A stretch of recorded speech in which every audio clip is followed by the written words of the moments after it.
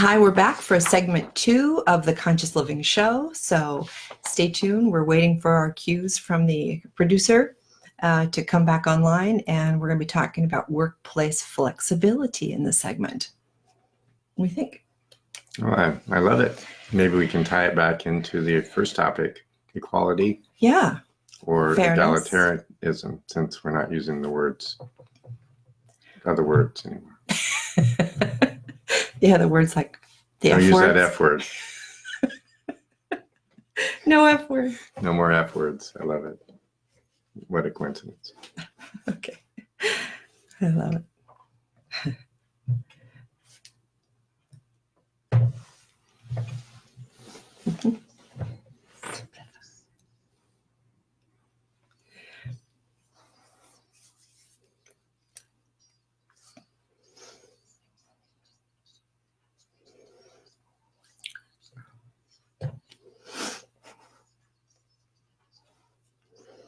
So if I cut that off, change it. Hello. Ready to go live.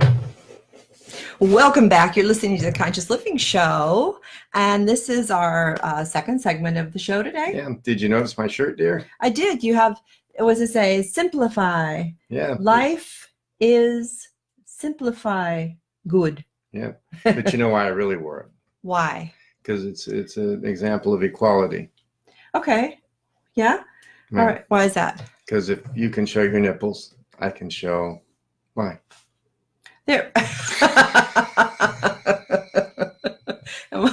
Thank you for pointing that out to everybody. Okie dokie, artichoke. Well, you've been on such a nipple.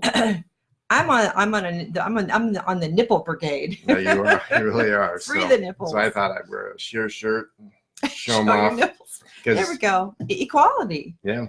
Yeah, we should just embrace all of our nipples. All mammals have them, right?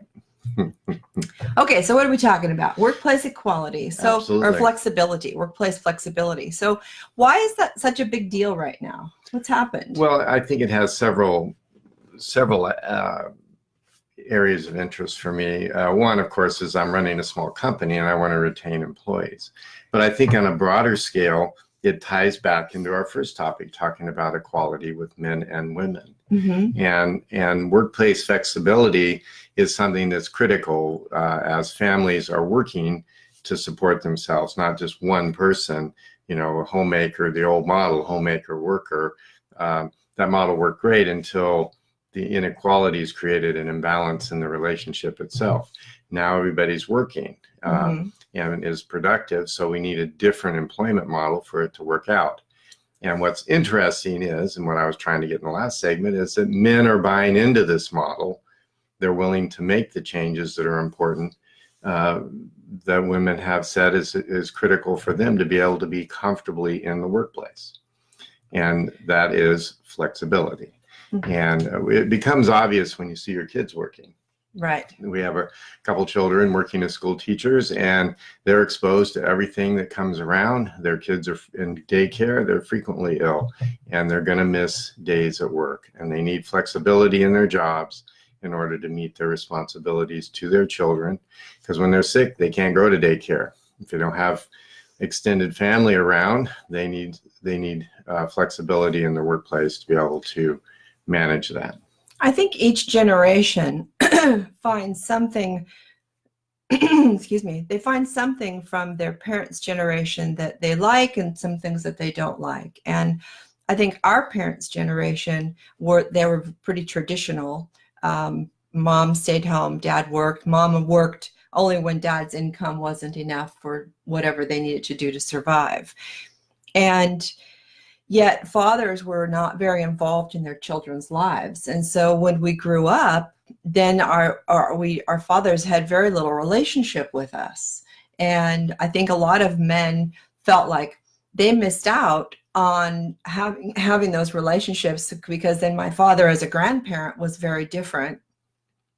And I think that the kids growing up realized that having both parents, or all parents, however many parents you have, as involved in your children's lives really makes a difference in the quality of And, life. and what you just did there is what is essential in this feminist movement is to try to understand the other person's perspective on what they're dealing with. It isn't just your own personal perspective, it's trying to understand the others. Right. And men are embracing the workplace flexibility and not having the burden of being the primary or the sole income generator for the family unit. That's an old model based on many years of tradition, and it's changing, and it needs to change because that inequality, although may have been more efficient in some ways, created an imbalance in the relationship, and so people were sometimes trapped and treated unfairly. So for fairness, we need that balance, and for that balance, we need more flexibility. Right. And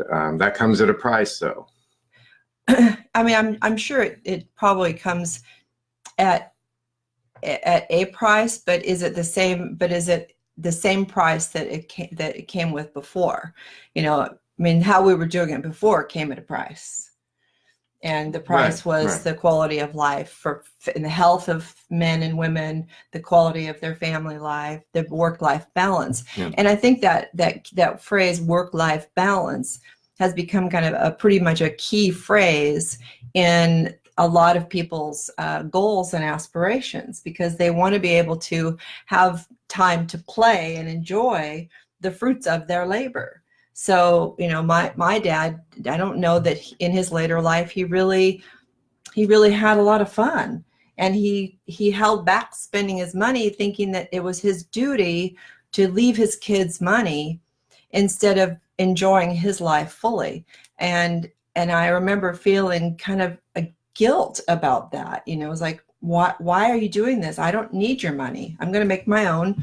I'm good. Enjoy your life. Well, that's a whole nother topic, though. Right. Because I mean, that's just understanding his role. But workplace flexibility is creating all kinds of waves throughout everybody else's world. So employers need to embrace it, but there's a cost for the employers, and that is that they cannot pay their employees as much if they're going to be missing days and not working overtime and benefits, and all of those things come into play. But so employees have now decided that they will downsize. And so there's a downsizing going on with the millennials to make as another statement that they're willing to go along with workplace flexibility. So all of this is coming together quite nicely. And it will be hard for the other generations to understand that. Don't you want more and more and more? And they're saying, no, you know, I think Netflix is enough. I don't need that. We were looking 700 channels. Well, there was one $100 and some for complete cable, and we used to pay that, but not anymore, because we're not making the money.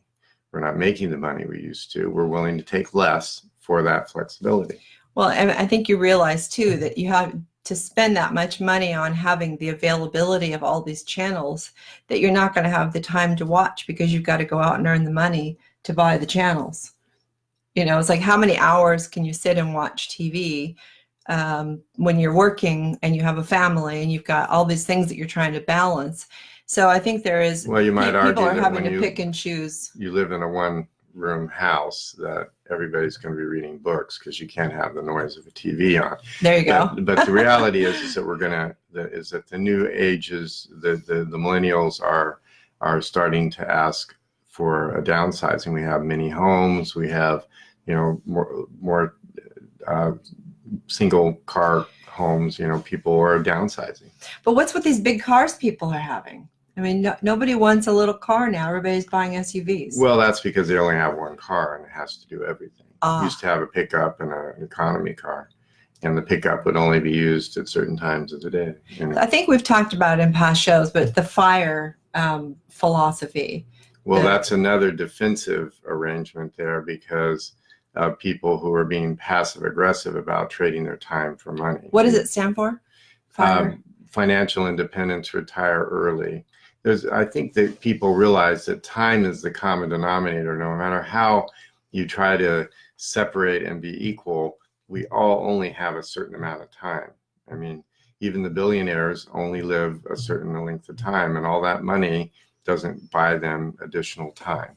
I mean, I guess Steve Jobs got a liver, he got a few extra years, and his liver was controversial because he could fly in a jet and get there and get it, but I don't think anybody begrudged him his liver for all that he provided But for the world. time is precious. I mean, we talk about the YOLO concept a lot. It's like, Right.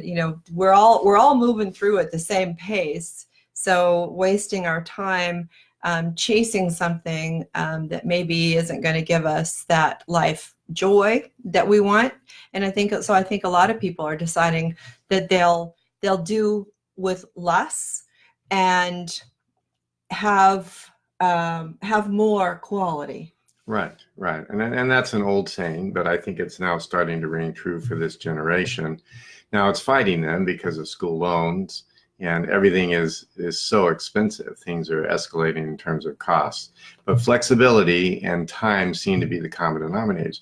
I love it because how much easier it's going to be to achieve equality in this world because people only have the same amount of time. Mm-hmm.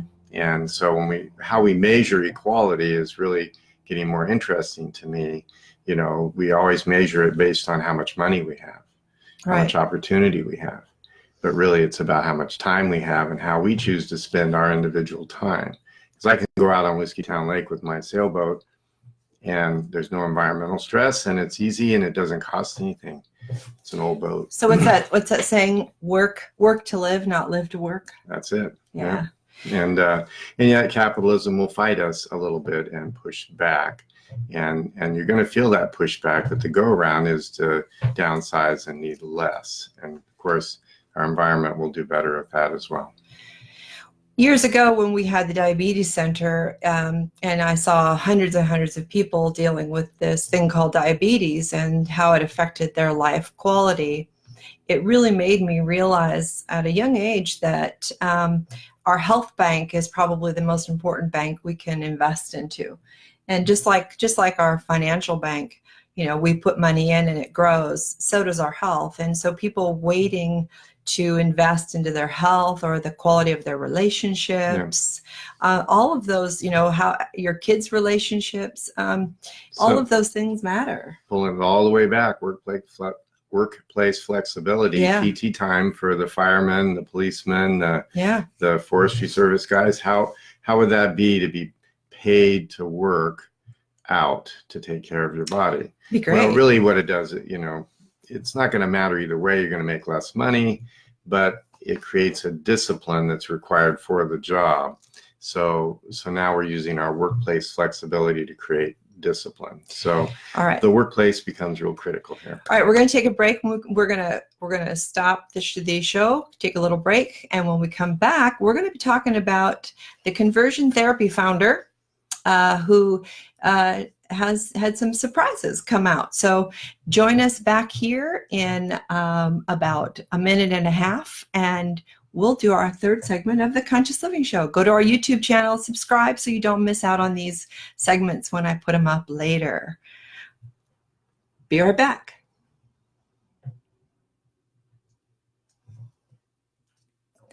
Thank you. Be back in about a minute there. So now